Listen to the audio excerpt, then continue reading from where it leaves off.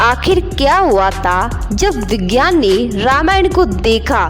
2002 में नासा की आंखों ने जो देखा वो सिर्फ पत्थरों की एक लकीर नहीं थी, वो इतिहास की धड़कती हुई नस थी। भारत और श्रीलंका के बीच समुद्र में बिछा एक 35 किलोमीटर लंबा पुल और नाम उभरा राम सेतु। क्या ये वही पुल है जिसे वानरों की सेना ने भगवान श्री राम के लिए समुद्र पे बनाया था? भारत के दक्षिणी छोर पर जहां समुद्र धरती से मिलने को मचलता है, वही एक रहस्य लहरों में छिपा है। एक ऐसा रहस्य जिसे देखे बिना लोग मानते हैं और जिसे देखकर वैज्ञानिक चुप हो जाते हैं। नाम है राम सेतु। रामेश्वरम में मन्नार द्वीप पर यह पत्थरों का सिलसिला समुद्र में 35 किलोमीटर लंबा है। पानी के अंदर बिछे ये पत्थर कुछ यूं दिखते हैं जैसे किसी ने समुद्र को चीरकर रास्ता बना दिया हो।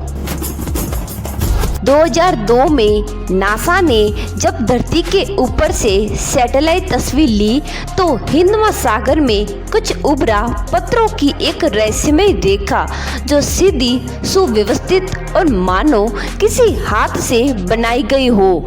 भारत में गूंज उठी एक आवाज, क्या ये वही सेतु है जो भगवान श्री राम ने बनाया था? वाल्मीकि रामायण में वर्णन है, भगवान श्री राम ने माता सीता को रावण की कैद से छुड़ाने के लिए लंका पहुंचे।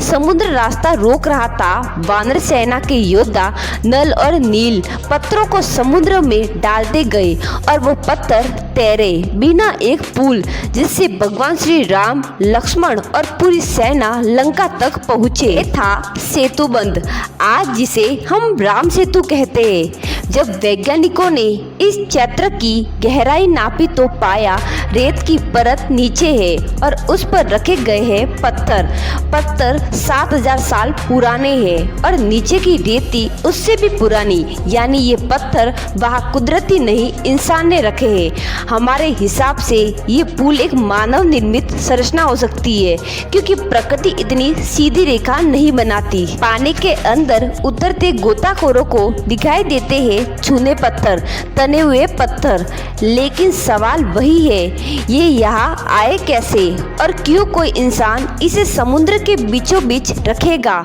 आस्था कहती है ये भगवान श्री राम का मार्ग है, इतिहास कहता है ये एक पौराणिक कथा है और विज्ञान कहता है कुछ तो है जो समझ नहीं आता। तो क्या ये पुल भगवान श्री राम का प्रमाण है या सिर्फ एक संयोग? जिस पुल ने सदियों तक आस्था का बोझ उठाया उसे 21वीं सदी में सरकार ने कहा मिथक। एक समुद्री परियोजना के लिए उस पुल को तोड़ने की योजना बनाई गई। नाम था सेतु समुद्रम प्रोजेक्ट। 2005 में भारत सरकार ने एक योजना लाई, रामेश्वरम और श्रीलंका के बीच एक सीधा जलमार्ग बनाने की योजना, जिससे जहाजों को चक्कर न लगाना पड़े, लेकिन बीच में था राम सेतु। सरकार ने कहा इस संरचना को हटा देना चाहिए, ये प्राकृतिक है, इसका कोई ऐतिहासिक या धार्मिक महत्व नहीं है। जब मामला सुप्रीम कोर्ट में पहुंचा तो सरकार की ओर से हलफनामा दायर हुआ जिसमें लिखा था राम सेतु एक प्राकृतिक संरचना है। देश भर में विरोध की लहर दौड़ उठी। संत, महंत, साधु और आम जन सड़कों पर उतर आए। नारे गूंजे, राम सेतु को छूना भी मत। प्रदर्शनकारियों ने कहा ये पुल हमारा इतिहास है और इसे मिटाना हमारे अस्तित्व को मिटाने जैसा है। इस बीच कई वैज्ञानिकों और पुरातत्वविदों ने भी इस पुल का अध्ययन किया। 2017 में एक अमेरिकी वैज्ञानिक स्टडी में सामने आया, समुद्र के अंदर पाए गए पत्थर 7000 साल पुराने हैं, जबकि रेत की सतह नीचे उससे भी पुरानी। यानी पत्थर को कोई जानबूझकर यहाँ उस स्थान पर रखा है। सवाल गहरा है, क्या रामायण केवल कथा थी या उस कथा में इतिहास की नींव थी? नासा की ओर से स्पष्ट पुष्टि नहीं आई, लेकिन उसकी जारी की गई तस्वीरें आज भी सबूत की तरह वायरल हो रही है। नासा ने एक बार कहा था हम धार्मिक या ऐतिहासिक प्रमाण नहीं देते, लेकिन वो तस्वीरें, वो पत्थर इतिहास खुद बयां कर रहा है। नासा के वीओ ने कहा हमने सिर्फ प्राकृतिक छवि जारी की है, उसका धार्मिक मतलब निकालना भारत का विषय है। राम सेतु पर आज भी बहस जारी है।